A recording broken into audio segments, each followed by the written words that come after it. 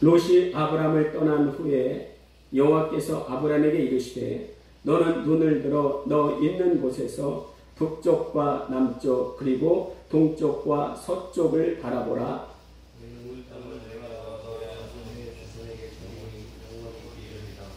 내가 내 자손의 땅이 티끌 같게 하리니 사람이 땅의 티끌을 능히 셀 수 있을진데 내 자손도 세리라.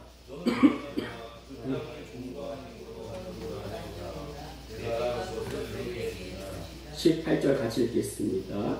이에 아브라함이 헤본에 있는 마므레 상수의 수풀에 이르러 거주하며 거기서 여호와를 위하여 제단을 쌓았더라. 아멘. 할렐루야. 네, 안녕하십니까? 우리 옆분들과 이렇게 인사해 보시겠습니다. 늘 행복하세요. 떠나면 행복이 옵니다. 자, 우리가 말씀 듣기 전에 또 우리 오른손으로 힘껏 쥐고 힘찬 목소리로 고백하겠습니다. 자, 성령님 말씀하소서. 내가 듣겠습니다. 성령님 깨닫게 하소서. 내 마음을 열어 주시옵소서. 아멘. 그 눈뜬 장님이라고 하는 말이 있죠. 예, 눈을 뜨고 바라보고 있으면서도 제대로 보지 못하는 경우를 우리는 흔히 일컬어서 눈뜬 장님이다 이렇게 표현을 합니다. 그 예전 코미디에서요, 어떤 아들이 서랍에서 뭘 찾고 있는데 아니 없는 거예요. 안 보여. 예, 그래서 엄마 내 속옷 어딨어? 그랬더니 세 번째 서랍에 있잖아. 없어. 찾아봐. 근데 엄마가 와서 보니까 있어요? 없어요? 있는 거예요. 여기네 여기 있어. 이거 네 속옷 아니냐? 신기하네. 내가 볼 때는 없었는데, 분명히 없었는데, 이런 코미디를 보다가 깔깔깔 웃은 적이 있습니다. 예, 충분히 공감되는 일이었기 때문입니다. 제가 한 번은 신학교에 있을 때요, 어떤 아이가 불안해하면서 이리저리로 고개를 돌리면서 찾고 있는 거예요. 근데 뭐 찾냐? 그랬더니 핸드폰 찾고 있대요. 그런데 제가 가만히 보니까 아니 이 아이 오른손에 이미 핸드폰을 쥐고 있더라는 거예요. 그래서 아니 너 그거는 뭐냐? 했더니 아 여기 있네 하면서 한방 웃음을 터뜨린 적이 있었습니다. 바보 아니야? 이럴 수도 있지만은 오히려 우리 삶 속에 이러한 일들이 얼마나 많이 있는지 몰라요. 모리스 마테를링크의 파랑새라는 희곡 작품이 있습니다. 가난한 나무꾼의 아들인 주인공 틸틸과 미틸이 있었는데 어느 날 요정이 나타나서 행복의 상징인 파랑새를 찾아주세요 이렇게 부탁을 하는 거예요. 그래서 파랑새를 찾기 위해서 꿈과 환상의 세계를 여행합니다. 추억의 나라, 밤의 궁전, 미래의 나라 곳곳을 여행하는데 있어요? 없어요? 안 보여요. 그래서 막막한 마음을 안고 포기한 채로 집에 돌아와 문을 여는데 자신들이 키우던 바로 그 새가 파랑새라는 것을 발견하고 이제야 나는 파랑새가 뭔지 알 것 같아 깨닫습니다. 행복은 찾는 게 아니라 깨닫는 것입니다. 이 작품이 말하고자 하는 주제이자 메시지예요. 내 삶 속에서는요, 이 세상의 모든 사람들은 뭔가를 찾으러 다니는 구도자입니다. 그 도가 어떤 일은 돈이고 어떤 일은 남을 돕는 것이고 또 어떤 일은 하나님의 경영을 이루는 거예요. 나는 전도사도 아니고요, 목사도 아니니까 하나님의 경영 이런 것은 내게 해당되지도 않고 관심도 없습니다. 그런 것은 목사님이나 하는 거죠. 과연 그럴까요? 또 어떤 일은 하나님의 경영이라고 하니까 뭔가 경제적이고 또 세상적인 냄새가 나서 신앙과 멀리 떨어져 있다 이렇게 생각합니다. 아니요, 그런 뜻이 아니고요. 내 삶 가운데 하나님이 개입하셔서 이루고자 하는 모든 것을 통틀어 하나님의 경영 이렇게 말할 수가 있습니다. 하나님이 우리를 그리스도인이라 부르셨는데 그리스도인이 뭐예요? 삶 속에서 하나님의 경영을 이루는 사람들이에요. 하나님의 경영을 이루려면 제일 먼저 선행되어야 할 것이 있는데 무엇보다도 하나님의 음성 들을 수 있어야 됩니다. 뭐 음성 들으라고 하니까 뭐 귀로 뭔가를 들으라는 말이 아니에요. 나를 향한 하나님의 마음을 알아채릴 수가 있어야 됩니다. 그래서 우리는 시시때때로 성경에서 내 삶에서 하나님의 음성을, 하나님의 마음을 보게 하여 주시옵소서, 이런 기도와 묵상이 필요합니다. 자, 오늘 말씀에서는요, 하나님께서 아브라함에게 하시는 말씀이 있는데 우리 같이 14절 같이 한번 읽어보겠습니다. 시작. 떠난 후에 여호와께서 아브라함에게 이르시되 너는 눈을 들어 너 있는 곳에서 북쪽과 남쪽 그리고 동쪽과 서쪽을 바라보라. 하나님의 이루고자 하는 경영을 아브라함에게 말씀하십니다. 아브라함이 이때까지 살아오면서 또 이런저런 일을 많이 겪으면서 하나님의 음성을 많이 들었을까요? 우리는요, 아브라함이 하나님의 음성을 많이 들었다 이렇게 생각하지만 한번 자세히 보세요. 고향에서 하나님의 음성을 들었고요, 하란에서 하나님의 음성을 들었고, 가나안에 도착 후 하나님의 음성을 들었지만 그 이후에 이런저런 일을 겪어도 하나님의 음성은 없었습니다. 가나안으로 갔다가 기근이 들어서 애국으로 내려가요. 그때에도 하나님의 음성은 없었습니다. 얼마나 중요한 순간이었습니까? 그러나 이 중요한 때에도 하나님의 음성은 없었어요. 자기 아내를 바로에게 상납하려 할 때에도 하나님의 음성은 없었습니다. 오히려 그때 하나님의 음성을 들은 사람은 애굽의 바로 왕이었습니다. 자, 애굽에 있다가 네겝으로 올라갑니다. 네겝으로 올라가니까 어떤 일이 있었습니까? 아브라함의 가축의 목자와 롯의 가축의 목자가 서로 싸워요. 내분합니다. 이쯤 되면 하나님이 택하신 백성이라면 뭔가 하나님이 중간에 중재하시면 얼마나 좋겠어요. 그러나 그때에도 하나님의 음성은 없었습니다. 하나님이 소명 주시고 사명 주시고 부르실 때는 말씀하셨는데 삶 가운데 하나님의 음성이 없는 거예요. 우리도 그럴 때 있지 않습니까? 정말 힘들고 지치고 어찌할 바를 모를 때, 정말 하나님의 도움이 절실히 필요할 때 이거 해라 저거 해라 하나님 말씀하시면 얼마나 좋겠어요. 그런데 대부분 잘 말씀을 안 하십니다. 물론 하나님께서 하나님의 때에 일방적으로 말씀하실 때가 있습니다. 여러분, 그 음성 우리가 자주자주 듣고 싶지 않으십니까? 우리는 언제 하나님의 음성을 들을 수가 있을까요? 한번 따라하겠습니다. 그것은 떠날 때입니다. 예, 오늘 본문을 보면요, 지금 아브라함이 만난 이 상황은 자기의 유일한 친척이었던 조카 롯과 헤어진 직후의 상황입니다. 예, 우리가 잘 아는 것처럼 아브라함은 본토 친척 아비집을 떠나서 하나님이 지시하신 가나안 땅으로 갔는데 타향살이를 하면서 그래도 의지가 되었던 사람은 바로 조카 롯이었을 거라고 생각합니다. 여러분, 혹시 고향을 떠나와 타향살이를 하면서 그 서러움과 외로움, 아픔을 느껴본 적이 있으십니까? 제가 중학교 1학년 때요, 아버지와 어머니는 낯선 동두천이라는 땅으로 가시고, 저와 형은 외삼촌 집에 남겨졌습니다. 형은 성격이 좋아서 빨빨거리고 다니는데 저는 익숙치 않아서 홀로 외로움과 또 서러움에 눈물 지었던 적이 있었습니다.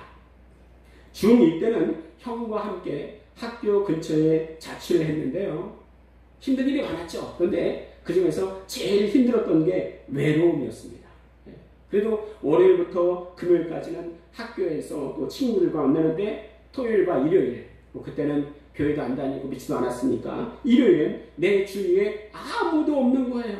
그 얼마나 외로운지, 그 외로움이 어린 저에게 얼마나 큰지, 형 우리 죽을까? 이렇게 말을 한 적이 있는 것 같아요.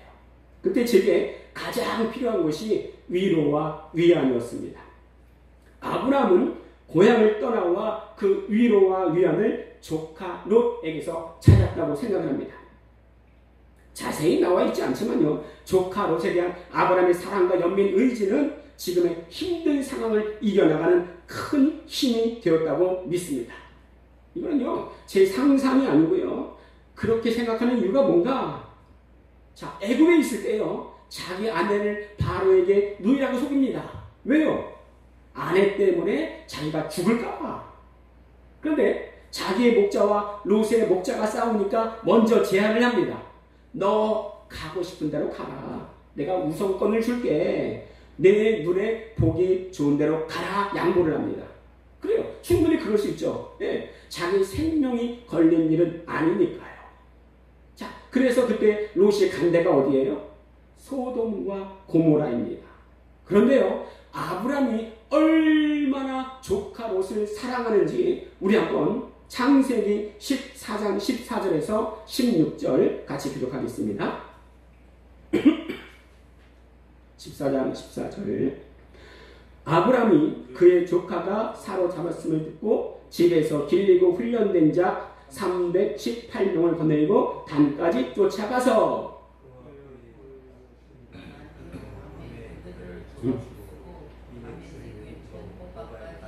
16절 같이 읽겠습니다. 모든 빼앗겼던 재물과 자기의 조카 롯과 그의 재물과 또 부녀와 친척을 다 찾아왔더라. 이게 무슨 상황이냐면요. 자, 네 나라 왕과 5나라 왕이 싸워요. 네 나라 왕이요. 시나랑 엘라사랑 엘라망 크돌라의 왕이 5왕을 이깁니다. 그 중에 하나가 바로 소돔과 고모라가 있었습니다. 자, 근데 소돔과 고모라는 누가 잡혀갔어요? 네? 조카 롯이 사로잡혀 갑니다. 그죠? 아브라함과 헤어질 때에 롯이 떠나간 데가 소돔과 고모라잖아요. 자, 근데 포로로 잡혀가자 아브라함의 반응이 어떻습니까? 애굽에서는요, 자기 아내가 죽을까봐 누이라고 속였는데요. 오히려 지금은요, 딱 더 죽기 좋은 상황이거든요. 네 나라 왕에게 겁도 없이 달려드는 거예요. 왜? 자기 아내는 누이라고 속이는데요. 그러니 조카 롯에 대한 아브라함의 상황은 죽음을 뛰어넘는 사랑이었습니다. 근데 사실 이건 나중 일이고요. 자, 오늘은 거기까지 안 가요. 자, 오늘 말씀에는요, 이 조카 롯을 떠나보낼 때야 하나님의 음성이 다시 들려옵니다. 내가 붙잡고 있고요. 또 애착하고 움켜줄 만한 것이 있을 때 하나님의 음성은 들리지 않습니다. 내가 지치고 상하여 아무것도 내 손에 쥐어지지 않을 때 하나님은 바라볼 수밖에 없을 때에 하나님은 또다시 나타나 말씀하세요. 하나님의 음성을 들으려면 익숙한 것으로부터의 결별이 필요합니다. 한번 따라해 보실까요? 하나님의 음성을 들으려면 익숙한 것으로부터의 결별이 필요합니다. 우리 이사야 6장 1절 같이 한번 읽어보겠습니다. 이사야 6장 1절 같이 읽겠습니다. 시작. 우시야 왕이 죽던 해에 내가 본즉 주께서 높이 들린 보좌에 앉으셨는데 그의 옷자락은 성전에 가득하였고. 자, 우시야는요, 유다의 10번째 왕으로 52년간 통치했는데 그 이름의 뜻은 여호와는 나의 힘이라는 뜻을 가지고 있습니다. 이름의 뜻과 같이 우시야 왕은 초기에는 하나님을 경외했습니다. 그런데 나라가 강성해지자 교만해져서 제사장만이 할 수 있는 성전 분향을 시도하다가 나병에 걸렸습니다. 그 이후에 격리된 채 생을 마감하게 됩니다. 이때 이사야가 선지자로 부름받는데 그래서 이 이사야 6장을 이사야의 소명장 이렇게 불러요. 그러면 이사야 6장 이전에는 이사야가 선지자가 아니었는가? 아니, 그렇지는 않습니다. 이전에도 선지자 사역은 했어요. 그런데 6장에 우시야 왕이 죽으면서 더 특별한 소명을 부여받고 이상을 보게 됩니다. 마치 아브라함이 조카 롯과 결별하면서 더 확장된 하나님의 세밀한 음성, 더 특별한 소명을 받듯이 우리도 마찬가지예요. 우리도 하나님의 음성을 들으려면 익숙한 것으로부터의 결별이 필요합니다. 나를 하나님의 마음에서 끌어내리고 하나님께로 가까이 가지 못하게 하는 모든 익숙한 것으로부터 뛰쳐나와야 돼요. 그것이 술, 담배일 수도 있고요. 인터넷과 유튜브일 수 있고 드라마일 수도 있고 나 자신에 대한 암울한 부정적인 생각일 수도 있습니다. 롯과 결별하고 어쩌면 답답한 마음 한숨을 쉬면서 내가 왜 그랬을까 하는 이 후회의 생각, 이런 상황 가운데에 하나님이 이 말씀을 하시는 거예요. 다시 한번 맨 14절 같이 한번 읽도록 하겠습니다. 14절 시작. 롯이 아브람을 떠난 후에 여호와께서 아브람에게 이르시되 너는 눈을 들어 너 있는 곳에서 북쪽과 남쪽 그리고 동쪽과 서쪽을 바라보라. 아니 이렇게 저렇게 생각해도요 지금 아브람까지 좋은 상황이 아닙니다. 아니 그토록 사랑했던 롯과 결별하는데 뭐가 좋겠습니까? 그런데 그 사랑했던 조카 롯과 결별하자 하나님은 이전에 말씀하시지 않았던 더 구체적인 말씀을 해주시고 소망을 보게 해주십니다. 우리 15절에서 17절 한번 교독하겠습니다. 보이는 땅을 내가 너와 네 자손에게 주리니 영원히 이르리라. 내가 네 자손이 땅에 들어가게 하리니 사람이 땅에 들어갈 수 있을지니 네 자손이 17절 같이 읽겠습니다. 너는 일어나 그 땅을 종과 횡으로 두루 다녀보라. 내가 그것을 네게 주리라. 동서남북 바라보라고 말씀해 주시면서 덧붙인 말씀이 뭐냐 하면 이 땅을 내가 너와 네 자손에게 주리라. 그것뿐인지 아냐? 네 자손들에게 땅이 티끌처럼 많아지게 해주겠다 약속하십니다. 아니 현실은 어떤데요? 지금 현실은 어떤데요? 지금은요 아브라함의 가족만 있어요. 아무도 없습니다. 아무도 없어요. 현실이 그렇습니다. 근데 지금 아브라함이 단순히 눈 앞에 있는 것만 바라본다고 하면 완전히 낙심할 수밖에 없어요. 절망입니다. 믿음으로 바라보지 않으면 완전 희망 고문일 뿐입니다. 그 상황에서 지금 하나님이 뭐라 말씀하시는 거예요? 일어나라! 일어나라! 우리가 한번 오른손 불끈 쥐고 힘차게 한번 외쳐볼까요? 시작! 일어나라! 그렇습니다. 네. 사실 4월, 5월은요, 제게 참 힘든 달이었습니다. 네. 거의 우리 교회에 나올 것 같던 분이요, 평일날 우리 교회를 한번 와보시더니 그 마음이 완전 바뀌었어요. 네. 지금은 아예 나올 마음이 없으신 것 같아요. 네. 자, 그리고 5월 둘째 주에 새로운 분이 오셨습니다. 얼마나 좋은지, 어찌나 좋은지. 네. 그런데 채 이틀이 가기 전에 연락이 왔어요. 우리 교회에 교인 수가 너무 적어서 오기 싫다는 거였습니다. 네. 또 한 번 가슴에 폭탄을 맞은 것만 같았어요. 네. 우리 정권사님에게는 우리 교회는 알복 신자만 모입니다. 이렇게 얘기를 했지만요. 가슴이 답답하고 막막한 거예요. 네. 그런데 여러분 그거 아십니까? 하나님의 약속의 성취는 아브라함에게 하신 거지요. 아브람에게 하신 것이 아니라는 거예요. 자, 오늘 성경에 나오는 오늘 지금 읽은 말씀에는 아브라함입니까? 아브람입니까? 네? 아직 아브람이에요. 아브람이에요. 약속은 하셨지만 약속의 성취는 아직 요원합니다. 아직 갈 길이 멀어요. 네. 거기서 지체하고 주저앉아 있으면 말 그대로 죽도 밥도 안 되는 거예요. 또 마찬가지입니다. 하나님 약속의 성취는 아브라함에게 하시는 거예요.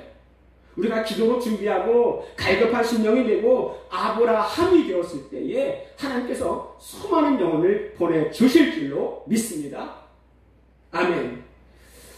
우리나라 선교에 한 획을 그으신 언더우드 선교사님의 이야기입니다.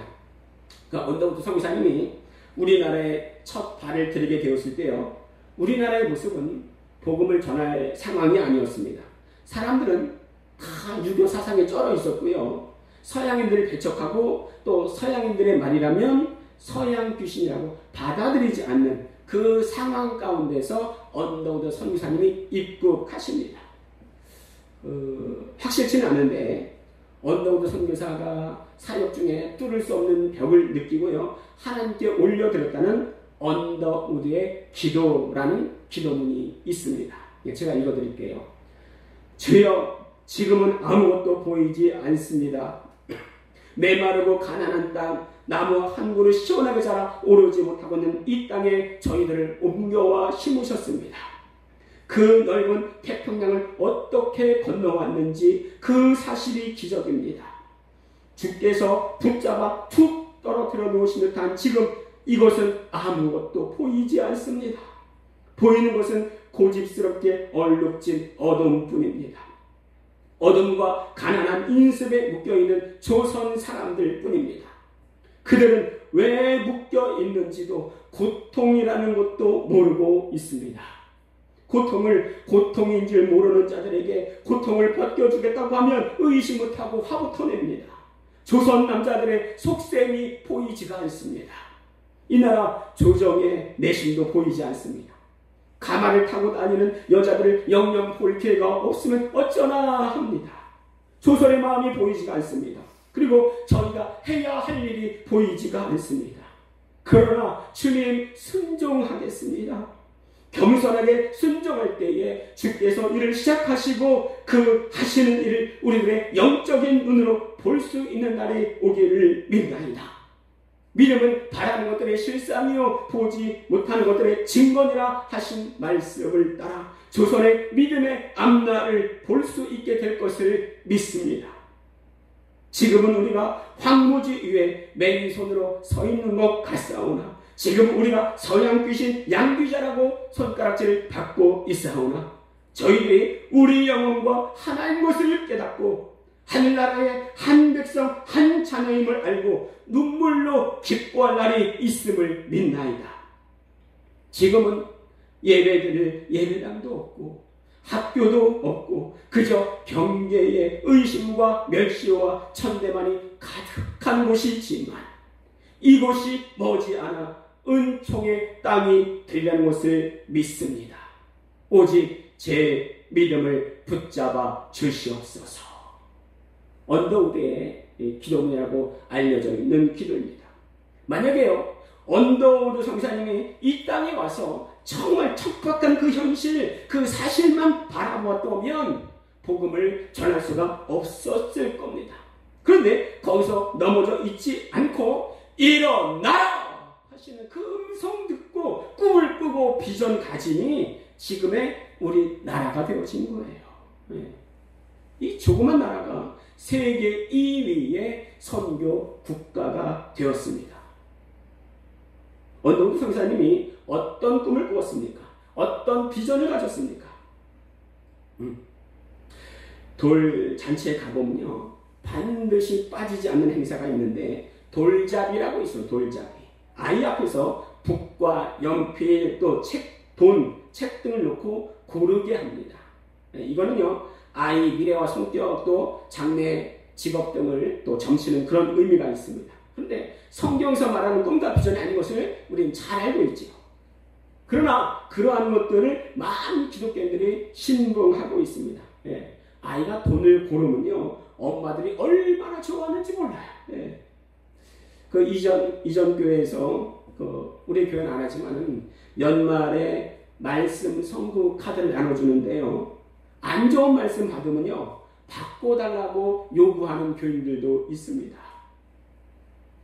우리 그리스도인들의 한결같은 꿈과 비전이 뭐냐 한번 따라하겠습니다. 예수 안에서 행하자. 제가 어릴 때 Boys be ambitious 라는 말이 유행했습니다. 이거는요, 클락 박사가 일본을 떠나오면서 침체되어 있고 낭망하고 있는 일본의 청년, 일본의 제자들을 향해서 외친 말인데요, 사실 이 문장의 전체적인 말은 Boys be ambitious in Christ라고 전해지고 있습니다. 뭔 뜻이에요? 예수 그리스도 안에서 야망을 가지라 이거예요. 세상은 사람들 향해서 야망을 가지라 하지만 우리는 여기에 덧붙여서 예수 그리스도 안에서 야망을 가지라. 이것이 되어야 됩니다. 예수 안에서 행하자. 이것이 되어야 됩니다. 아브라함이 침체되고 답답한 현실 속에서 동서남북을 바라보았듯이 우리도 예수 그리스도 안에서 야망을 가지고 일어나서 이 말씀으로 힘을 얻어야 할 것입니다. 뭐예요? 하나님 하시는 말씀에 일어나라. 일어나기 위해서 답답한 내 현실 속에서 하나님 바라보기 위해서 가장 필요한 고백이 무엇일까? 우리 로마서 8장 28절 같이 읽겠습니다. 로마서 8장 28절 시작.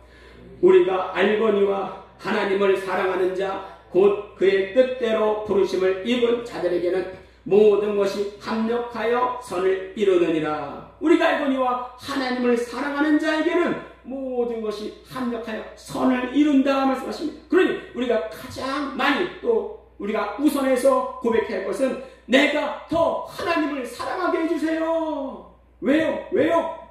그래야지만 나를 붙잡고 있는 익숙한 것으로부터 결별할 수 있기 때문입니다. 하나님을 사랑해야 익숙한 것으로부터 결별할 수 있습니다.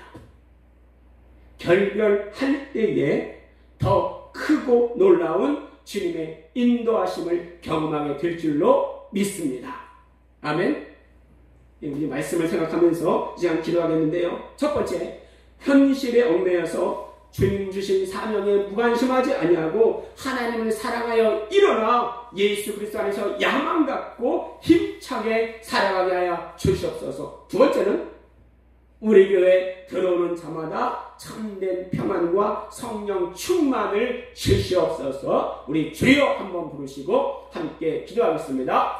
주여 살아계셔서 지금도 역사하신